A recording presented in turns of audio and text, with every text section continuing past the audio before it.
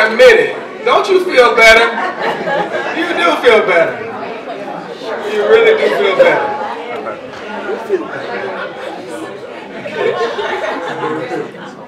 Wow. So this is a celebration. It really is a celebration and a joyous time for all of us. I can recall growing up in Jacksonville, Florida, and around 9 years old, I remember seeing on our wall these, I don't know if you all remember these, but there are these pictures of famous individuals that people had on their walls, or maybe you still have, and you can plug them in and the frame around them lights up. Well, on my wall, my mother had a picture of John Kennedy and Martin King. John Kennedy and Martin King. And sometimes I would come into the living room and she'd be looking at these pictures and she would just be weeping. And so one day I said, you know, Mother, why are you weeping? Why are you crying? And she said to me, they didn't have to kill him like that. So I remember being 6 years old and I'm sitting on my steps. I grew up in a neighborhood that was situated between two housing projects. It was referred to as the Hole. My neighborhood was referred to as the Hole. I grew up in a shotgun house. Does anybody know what a shotgun house is? Well, for those who don't know, it's a house that, well, for me, mine sat on bricks. But if you took a shotgun and you shot all the way through the front door, you could shoot all the way out the back door and not hit a thing. So you had bedroom, living room, kitchen, bathroom. That was the house. Less than 1,000 square feet. We didn't have very much at all. But we had these two pictures. And so I would hear the speeches of Martin King. One speech in particular said that we are in an inescapable network of mutuality, tied together in a garment of destiny. And you know, as a 6-year-old, I'm hearing that, and I don't know what that means. Kind of like the Hamlet soliloquy, to be or not to be. That is the question. Whether 'tis nobler in the mind to suffer the slings and arrows of outrageous fortune, or to take arms against a sea of trouble and by opposing in them. So in high school, you don't know what the slings and arrows of outrageous fortune are. You just memorize it because you have to. Okay? Inescapable network of mutuality, tied together, garment of destiny. So I didn't know what that meant. But I sat on my steps one day and I heard Stevie Wonder's song, Happy Birthday. You all have probably sung that, the Stevie Wonder version. Okay? But that song was written in order to help the passing of Martin Luther King's day to come about. Because a brief history of it is 4 days after King was assassinated, Representative John Conyers introduced a bill to have Martin Luther King's birthday a national holiday. Well, it was defeated, and every year after that, he and Shirley Chisholm introduced the legislation into the bill into legislation in order for it to be passed. Well, in 1983, President Reagan signed the bill, and it was to be ratified or go into law into 1986. Well, 44 states signed that. Arizona was one of the 44 states. I think the governor was Babbitt at that time. Well, the next year, I think Governor Meacham repealed it and said that it was not the governor's place to enact law in that fashion. So there were battles. There were battles that ensued. It was put on before the legislature. It was not passed. But then something happened. That same fellow, Stevie Wonder, who wrote the song, said, I won't come to Arizona until this is ratified into law. So, but he's one guy. He's just one guy who doesn't come. But then there were 17 other entertainers who canceled, and then there were meetings that got canceled. And then the Super Bowl was scheduled to be in Arizona. Right? So at that time, business leaders were really opposed to it. You know, this is Arizona. What does that have to do with us? There are only 3 black people here anyway. You know, what's the big deal, right? You're right. Well, it turns out that when the Super Bowl passed from Arizona to another state, the business leaders got together. And I don't know exactly what was said, but I can imagine somebody said something like, "We are tied together in an inescapable network of mutuality. And we are in a single garment of destiny." In other words, if the ship goes down, we all go down together. So Martin King's holiday was not just about black people. It was about all people. And so the reason that we can celebrate it is because when the voters of Arizona came together and ratified it, it wasn't just black people who ratified it. It was white people that ratified it. It was Latino people who ratified it. It was Native people who ratified it. And so we all came together with a collective voice and said, this is something that we want to ratify. And so you have the honor of being the only state that took it to the people, and the people decided that this would be a holiday. So for that, you should be applauded.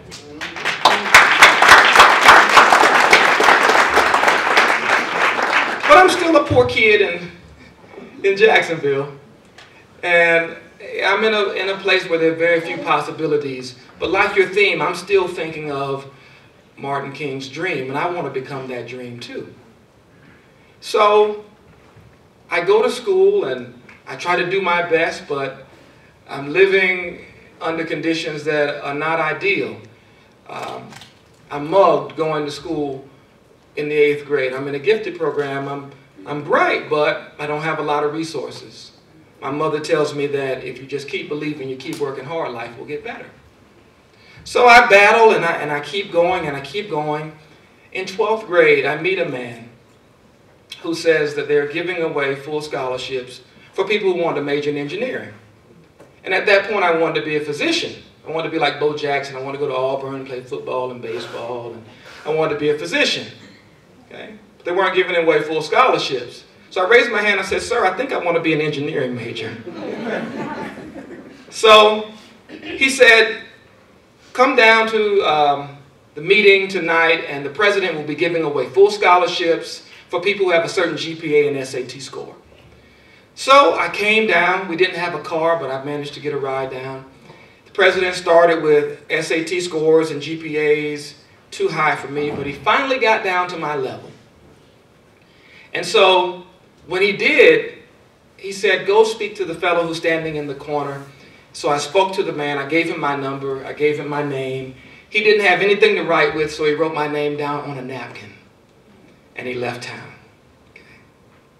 Now, there was no way that my mother, making less than $10,000 a year, could afford to send me to college.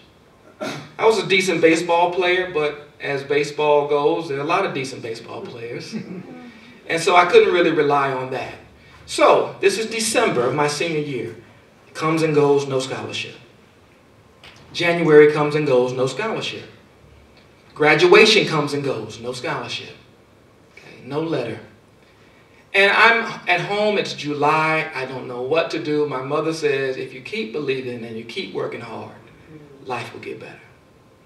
So one day, a letter comes from Florida A&M University. I'm so nervous, I can't open it. I give it to my mother. She opens it. And she says, "Is this supposed to be a 4-year scholarship?"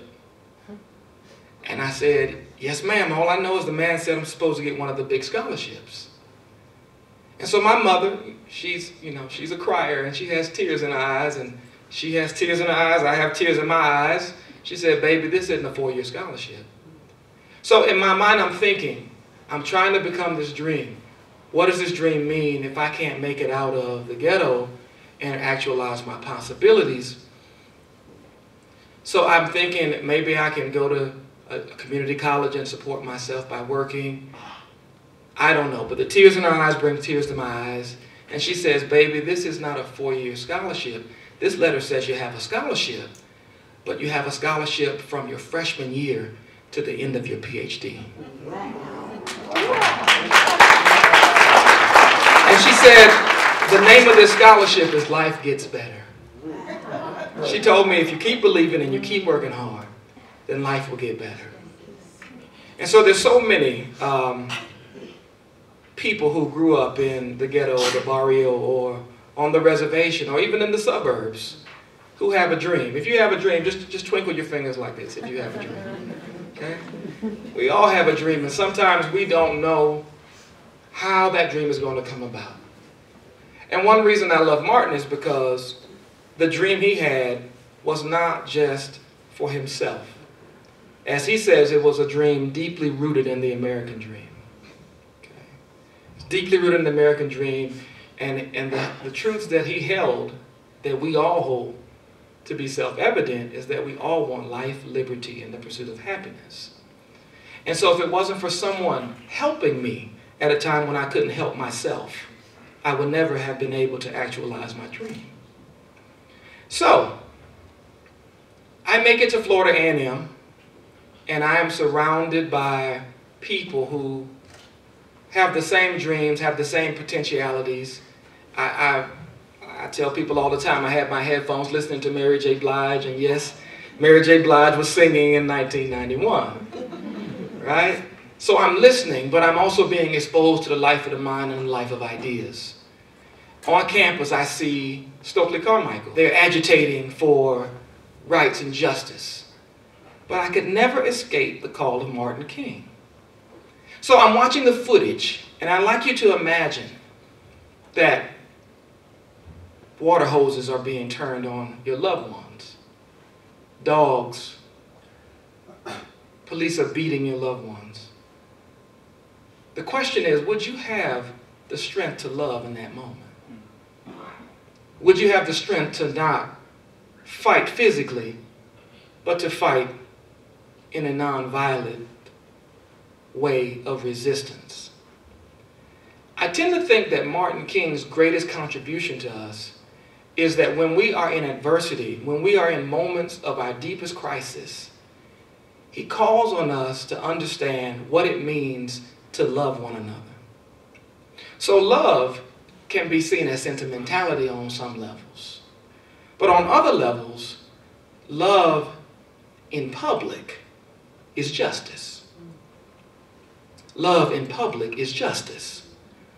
So when we think of recent events, Trayvon Martin, Eric Garner, so many that have fallen, Brother Matthew Shepard in Laramie, Wyoming, the poor white brothers and sisters in the Appalachian Mountains that are starving to death. Okay.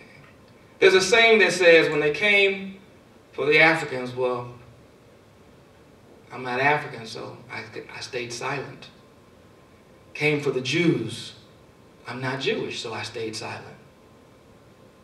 When they came for the lesbian, gay, bisexual, transgendered, questioning, intersex, and allied, well, I'm not that, so I stayed silent. When they came for the women, I'm not a woman, so I stayed silent. When they came for the Latinos, I'm not Latino, so I stayed silent. But then they came for me. And who was there to speak for me? So if we take seriously the legacy of Martin King, we take seriously the legacy that we are all in an inescapable network of mutuality. We are tied together in one single garment of destiny. So, while I'm at Florida A&M, my mother has a stroke. And it's the sophomore year, finals week. She didn't want to call me. My sister, 12-year-old sister, didn't want to call me to let me know that Mama had a stroke. She said she didn't want to disturb my finals. So I raced home at that point, and Mom has to be in the hospital for a month and in rehabilitation for a month. And I'm still trying to become King's dream, and I'm wondering, where is all this coming from? I'm trying to do the right things, but I figured out that even people that try to do the right things have to deal with calamity. Many of you, as you've been here in school, you have dealt with the death of loved ones, sickness, you've dealt with insurmountable, seemingly insurmountable issues. So once I got home, a well-meaning church member said to me, well, your mother wouldn't want you to leave school to take care of her, so why don't you think about putting her in a nursing home? And I said, respectfully, ma'am, my mother wouldn't put me in a nursing home, so I'm not going to put her in a nursing home. So I moved my mother and my sister to Tallahassee with me, and we finished out my college degree and my PhD together. And consequently, I became the first African American to get a PhD in philosophy from Purdue University during that time, not because I was so smart or so brilliant or so self-reliant, but because I realized and I knew that if I was to do this,